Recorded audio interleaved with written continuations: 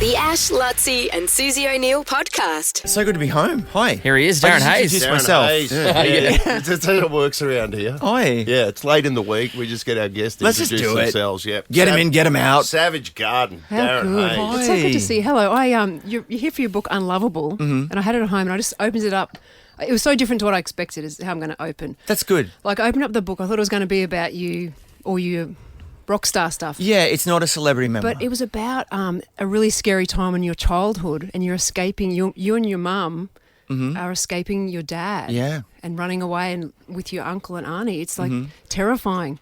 Yeah, I mean, it really is a book about my amazing career that, thank you to anyone that gave me that you changed my life, and that Savage Garden will always be just extraordinary, and I'm so grateful for that. But that was an escape from 12 years of a childhood that I never really spoke about, and then years of bullying at high school, and then wow, this is really heavy for morning radio, but I have an inherited disposition to major depressive disorder, so all of that I've sort of just dealt with and threw myself into this amazing job to try to run from that, but eventually it catches up with you. So the book is really for anyone that relates to any of those things. Yeah. And you came out. And you've come out, look at you. You look amazing. You look healthy. You smell great. You smell awesome. The smell Tell is everyone what you're incredible. wearing. You won't tell us. And No, I was what's joking. the secret? Just keep. I was joking with you guys. Here's the thing. When I was 15 and life at home was really, really tough, life at school was really tough, I went to the Brisbane Entertainment Centre and saw Michael Jackson in concert. And through a miracle, because he was supposed to play at what was then called ANZ Stadium, it got downgraded to the Brisbane Entertainment Centre, which is so... Michael Jackson. Yes. What year is this? 1987. Wow. And it's because, for whatever reason, we just decided he looked a little too much like a word that rhymes with doof. And, but luckily for me, I adored him, and I got my cheap seat upgraded to a front row, and I could smell his perfume. Really? And I remembered thinking that made such an impression on me that if I ever got to be a pop star, I would always be one of those people that people would say, wow, you smell so good. What is that? Wow. That's it. Is that Full right? circle. Yeah. That's the What first was thing we Michael did. wearing? Do you know? Yes, I do, actually. Can you tell me what Michael was? Oh, I can't pronounce it, and when you get it, it smells terrible. It's called Belle Epoque or something, and it's just this repulsive women's French fragrance, but your body changes how perfume smells on you. Yeah. And I think also I could smell his hair product. He wore a lot of product in his hair, to make his natural curl sort of more relaxed. But he smelled like a god to me. It was amazing. Yeah. So when you were, 1987, you were like 14, 15? 15, yeah. 15 years of age. Were you harbouring dreams of being a pop star at that stage? Yes, it was the only way I thought I could survive. And the bullying at school was so severe because I was gay. Didn't realise it. Spoiler alert, everyone tells you you're gay before you realise it. I'm like, why does everyone think I'm gay? Meanwhile, I'm inviting friends over to my house to watch the Madonna tour live going, let's learn the choreography. But during that show, I remember watching him, but I was being basically beaten up by girls. There were girls in the audience calling me homophobic slurs and stuff because I was just hysterical, saying, I love you, Michael, like everyone else was. But because I was a guy, that was considered to be gay to do that. It was a rough time to be gay. That was in the 1987 was 90s. not cool to be gay. Yeah, But- our school was like, I think most schools were pretty bad. I think you bullied me, actually. But here's the thing. I made a pact that night that I was going to be a pop star, and 10 years later, Savage Garden sold out 2 nights at the Brisbane Entertainment Centre. 97. Oh, Isn't that crazy? Isn't that? I've got that DVD at home, I think. And can you tell us the full circle moment with the bully? Was it that night? Yes, 10 years so, later? well, book. at school I got bullied horrendously. And then I remember driving to our first gig at the Brisbane Entertainment Centre in the first car I ever got to buy. And someone this is in the book, but someone flashed their lights, and I'm so petrified of the police, or I always think I'm guilty. So I was just like, oh, it's the police. So I pulled over. This person walked behind the car, and I gingerly wound the window down. And it was one of my school bullies who had beaten me up. And he was like, Darren, it's me. And I'm like, uh-huh. He's like, I'm coming to your gig tonight. Can I get your autograph? So I give him his autograph. And then at the show, he was in the front row. doing what I got beaten up for, screaming, Wow. Darren, I love you. Really? Wow. So, Did yeah. you forgive him? Of course I did. Did you? Yeah, we all came from such, I didn't realise at that time, so many of us in the 70s had home lives like I did, especially in the area that I grew up in. And, I once watched one of the bullies that beat me up. His dad came to school, and I remember watching him just get slapped around the ears and so humiliated and feeling sorry for him. Oh, by his dad. Yeah, Right, in front of okay. all of us at school. Yeah. And then 5 minutes later, I copped it for witnessing that. Yeah. Yeah. Do you know what I mean? It was just this cycle of kind of abuse back then, and what lack of money can do to you, and who knows what his dad went through. I know my own father, I don't have any contact with him, but he was also abused. Yeah.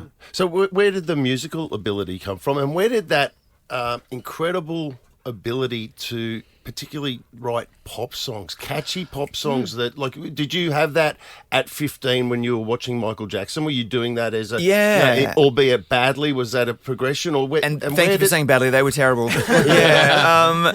My mum and my auntie Jenny, so we didn't have money to buy records. So when everyone was listening to whatever the radio was playing, I loved the radio. Occasionally I could afford a blank cassette. Sorry for piracy, but I used to sometimes tape songs off the radio. Yeah, play record. But I didn't have modern music. I had Motown records. Okay. So that's how I have a falsetto. So my auntie Jenny would give us Motown records. She really loved Smokey Robinson, Diana Ross, all that sort of stuff. And then Fleetwood Mac were really huge in the 70s. So I used to just sing, and I was the youngest of three kids, and they used to just say, shut up, let's listen to that. So I was never treated like some kind of diva, but my mum can sing. She has a beautiful voice. Right. And so that I can't take credit for. It's just like if you can run and you have a long hamstring or whatever. But the love of music was just ever present when I was a kid.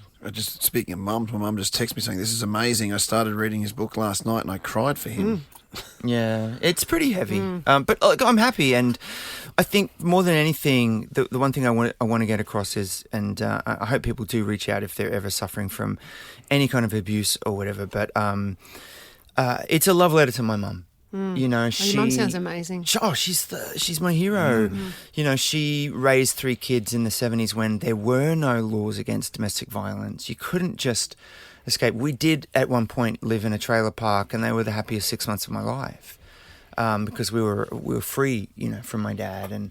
But what I was able to do was just, I didn't crumple up. I had this amazing imagination, and I think even, you know, most actors and musicians will tell you have to be deluded to think you can make it in this business. And I was, but in a really kind of magical way.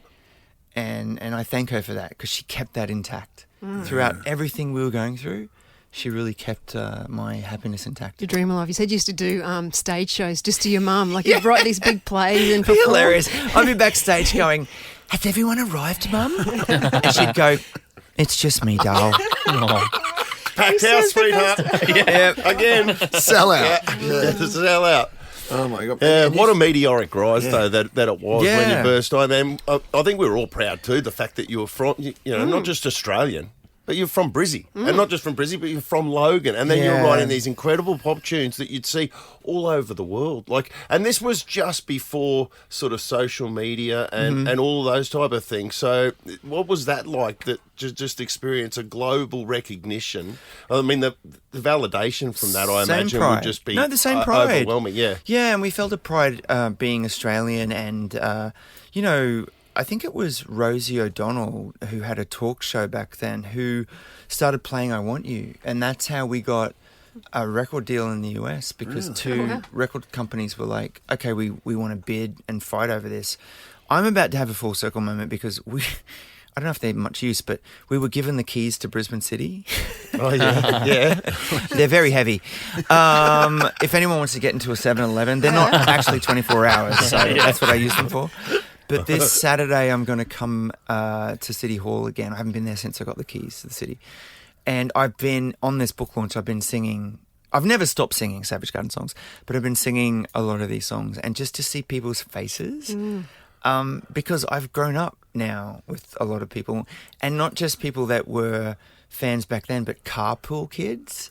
So parents who would force their children to llisten to this music. Yeah, we were talking about that the other day. Guilty. They now come That's me. up to me and they go, My parents made me listen to you, but now I'm kind of a fan. That's how it works. So my parents made me but listen that to you. is a really. Yeah. I'm 52. You know, I was 24 I was when all shocked of you're that 52. happened. Yeah. And it's an immense pride, I feel. Yeah. Oh, mate, you got course. so much to be proud of. And to be honest with you, have a look around. Look at all the people here. Like, this doesn't normally happen. Oh, That yeah. normally rock in, mate, so you can still draw a crowd. It's a sellout. It is a Yeah, sellout. Sellout in We've here. got 6. We can sell at least 6 CDs. Do they exist anymore? CDs. Yeah. Days, yeah. God. I can't mate, wait to finish the book. Been a fantastic career, and the book, which obviously is very personal to you, Yeah. Unlovable, Darren Hayes, a memoir from the voice of Savage Garden. It comes with a happy ending. Sorry, it has a happy ending. I must read it. And an audiobook you said as well? I'm a big fan of Yeah, I audiobooks. recorded the audiobook. I'm actually going to check that out. Yeah. Pretty special. I too. think you look like the type of person. I am. I'm very much. I'm very much in that person, Darren. Darren, I'm gonna get you to sign this one for my mum and give it to her for Christmas because I know she'd love it. It'd be my She pleasure. made me listen to you growing up. No, Yeah, no, I get it. we're the same age, so. An absolute pleasure, Darren Hayes. Thank you so much for Thanks for coming having in. me. Thank you. The Ash, Lutzi and Susie O'Neill podcast.